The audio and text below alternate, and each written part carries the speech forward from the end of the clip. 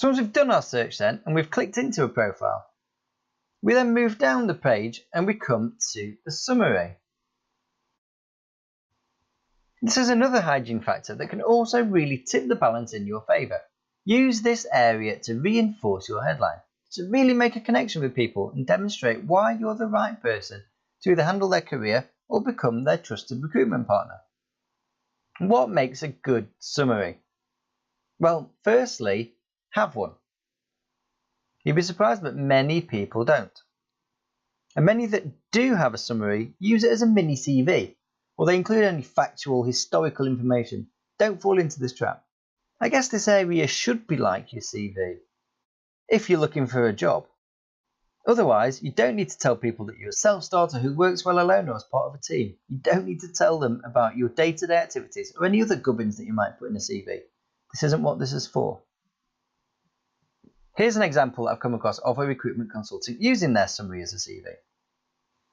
Now, just looking at this, as a candidate or a hiring manager, would this for you seal the deal and make you connect with this person and want to work with them? Probably not. It does have some good bits in here. For instance, it gives you an idea of who this lady works with. But there's certain elements that are very much that you wouldn't need to put on here. Also, there's things that you wouldn't need to put on here. Like these items here. They're the kind of things you may put in a CV. It's not something that's going to be relevant to a potential customer. So a good summary should inform the reader concisely about what you do and how you're the right person to help them. It should engage them. And it should distinguish you from the competition. Now, it's important to show your personality in a summary. That's what it's there for. And following this little layout should help you to do that. So let your summary explain the who, what, and why about you. Who. This is who you are and who you work for, and indeed who they are. What? Information about what you do as a job and what your company does. And why? That's why you do your job, what makes you tick, and why you and your company are the right person and company for your clients and customers. This is essentially what you do and why you love doing it, and why you're great at it, and therefore why you can help your customers. And adding that personal element can really make you more trustworthy and approachable.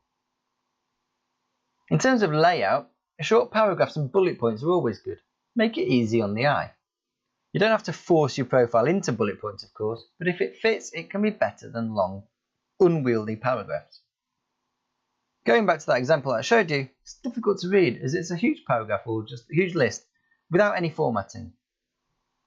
You can also include symbols such as arrows, stars, etc. You might come across these on other people's profiles. And to use these, you can Google HTML symbols and find a web page that gives you some that you like, and just copy and paste the ones you like. You may want to use something on this. This will really make you stand out. Or there may just be some simple arrows and stars. Here's a page that I've used, which just has a few different ones on here that you might like. It has some arrows, some playing card symbols. But there's a lot of pages out there that you can look at and you can find some different ones. Then you just copy and paste the ones that you like. Don't go mad on these though. You're supposed to look professional, not like a kid in the sweet shop. Here's an example of a profile summary that I do like. You see, I can easily see what this chap does and know how to contact him, and I know how he can help us. So we're clear, no waffle, and I know easily how to contact him. Now here I am in the experience section. Now this is more like the CV area, and it's where you can include relevant previous work history. I say relevant because you don't need to fill out each role with infinite detail. But you can use this to sell yourself and demonstrate credibility. Just include the roles that you've had that highlight your experience in the position that you're in now. You don't need to include that you waited in a restaurant in Sydney whilst backpacking if you're now an accountancy recruitment area manager, for instance. Highlight roles that mark your progression to this point. And within there, highlight any relevant, interesting facts that make you stand out. For instance, you might list your 2 perm recruitment consultant roles and your business manager role. Then for the detail, you might just include references to the records that you broke for most placements in a year, and the growth that your branch experienced with you at the helm. Don't go into too much detail about your day-to-day tasks because it's just not necessary.